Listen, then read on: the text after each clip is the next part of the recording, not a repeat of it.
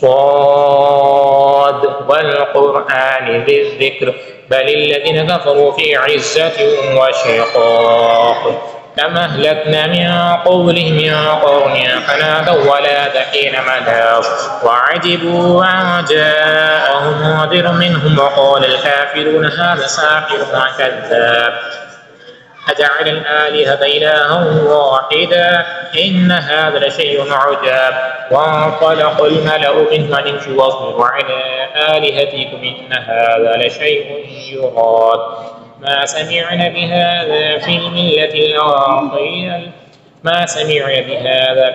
الآخرة إن هذا إلا اختلاق أنزل عليه الذكر من بيننا بل هم في شك من ذكري بل لما يذوقوا عذاب أم عندهم خزائن رحمة ربك العزيز الوهاب أم لهم ملك السماوات والأرض وما بينهما وليرتقوا في الأسباب جند ما هنالك مهزوم من الأحزاب كذبت قومه قوم نوح وعاد وفرعون ذو الأوتاد وثمود وقوم لوط وأصحاب الأيكة أولئك الأحزاب إن كل إلا كذب الرسل فحق عقاب وما ينظر هؤلاء إلا صيحة واحدة ما لها من فواق وقالوا ربنا عجل لنا قطنا قبل يوم الحساب اصبر على ما يقولون واذكر عبدنا داود ذا الأيد إنه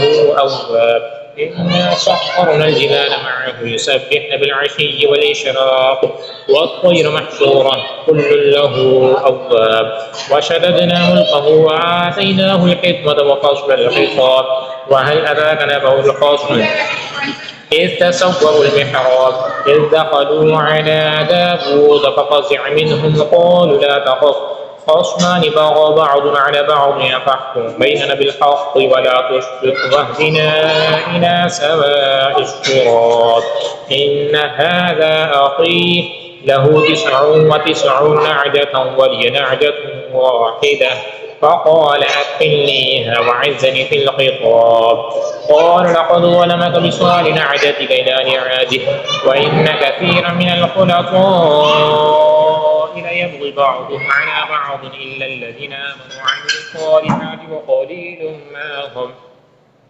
وظن كافر إنما فتناه فاستغفر ربه وخر راكعا وأناب فغفرنا له وذلك وإن له عندنا لزلفى وحسن مآب يا داود إنا جعلناك خليفة في الأرض فاحكم بين الناس بالحق ولا تتبع الهوى فيضلك عن سبيل الله إن الذين يضلون عن سبيل الله لهم عذاب شديد بما نسوا يوم الحساب وما خلقنا السماء والأرض وما بينهما باطلا ذلك ظن الذين كفروا فويل للذين كفروا من النار أم نجعل الذين آمنوا وعملوا الصالحات كالمفسدين في الأرض أم نجعل المتقين كالفجار كتاب أنزلناه إليكم مبارك ليدبروا آياته وليتذكر أولو الألباب ووهبنا لداود سليمان نعم العبد إنه أواب إذ عرض عليه العشي صافنات الجياد فقال إني أحببت حب الخير عن ذكر ربي حتى توارد بالحجاب ردوها علي فطفق مسحا بالسوق والأعناق ولقد فتنا سليمان وألقينا على كرسيه جسدا ثم أناب قال رب اغفر لي وهب لي ملكا لا ينبغي لأحد من بعدي إنك أنت الوهاب فسخرنا له الريح تجري بأمره رخاء حيث أصاب والشياطين كل بناء وغواص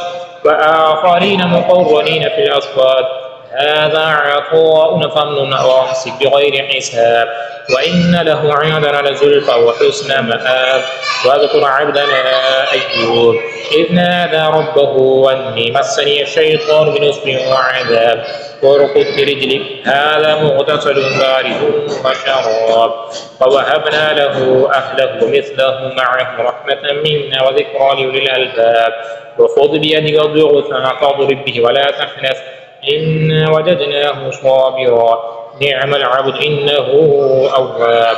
واذكر عبادنا إبراهيم وإسحاق ويعقوب أولي الأيدي والأبصار إنا أخلصناهم بخالصة ذكر الدار وإنهم عندنا لمن المصطفين الأخيار. واذكر إسماعيل واليسع وذا الكفل وكل من الأخيار. هذا ذكر وإن للمتقين لحسن مآب. جنات عدن مفتحة لهم الأبواب متكئين فيها يدعون فيها بفاكهة كثيرة وشراب.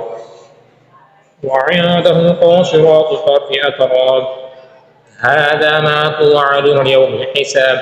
إن هذا لرزقنا ما له من نفاد. هذا وإن للطاغين لشر مآب. جهنم يصلونها فبئس المهاد. هذا